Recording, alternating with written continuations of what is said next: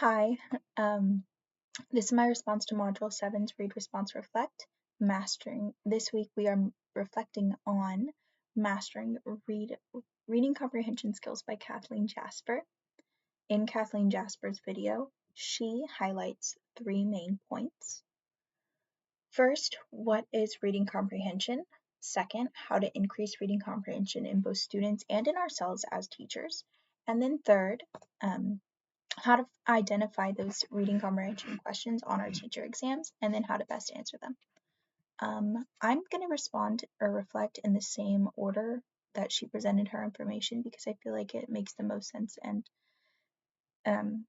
it's easiest to follow that way for everyone involved. So, first, what is reading comprehension?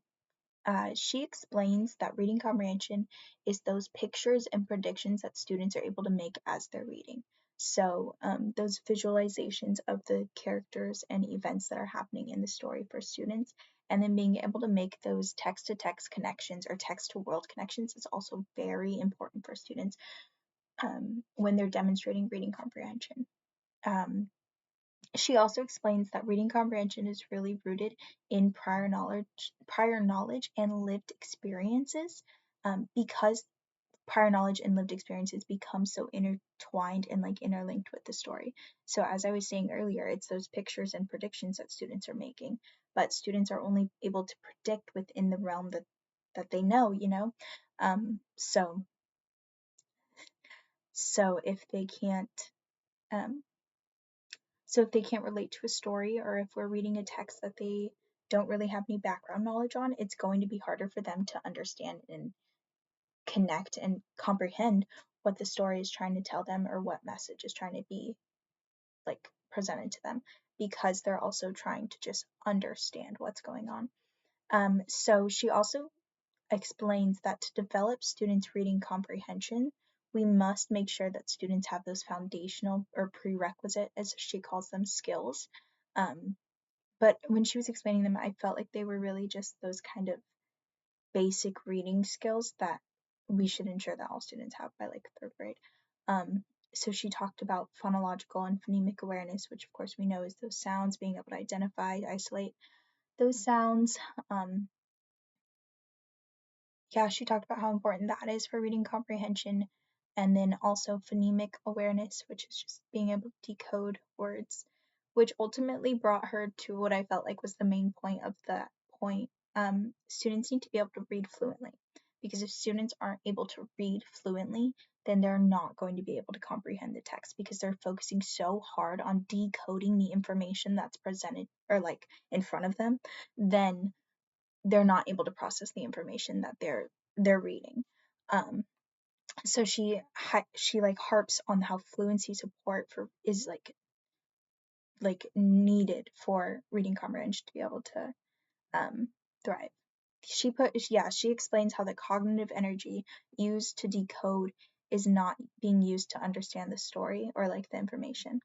Another thing that can be used to increase fluency or support fluency, or how to support fluency, is vocabulary support, because if we're able to support students' vocabulary and then just expose them to more words and more literature, then they're going to eventually start picking up on them more. Um, yeah. Yeah, she also harps that there's a need for stronger automaticity, and practice is the only way that students can really improve those reading skills. Which kind of led into our second point, how to increase reading comprehension in students and in the teacher. Practice. That was really her main thing, practicing daily, and then having students read and reread the same text over and over again so that they can build speed, confidence, increasing fluency, so that the student can eventually comprehend the text. I also felt like we use this tactic in my placement, the reread text. We call it reading stamina. They pick a book, they read the same book for 15 minutes. Normally, they don't finish the book, but if they do, they're told to reread their book. I don't want to say that the students I don't know, I feel like it's hard to get students to focus on the stamina reading. I don't want to say that they don't do it, but I feel like they're unfocused and they're not getting to the point where they're able to fully benefit from it. So maybe structuring it differently to where it's a daily practice, maybe reading together would be better for our classroom. But anyways, in Jasper's reflection, she talks about how we need to train students' metacognitive skills so that you're actually using their brains. We need to teach them how to look for those context clues in the text. We can do this by read aloud, think aloud. This is something that we do in my placement, and I think that my teacher does it beautifully.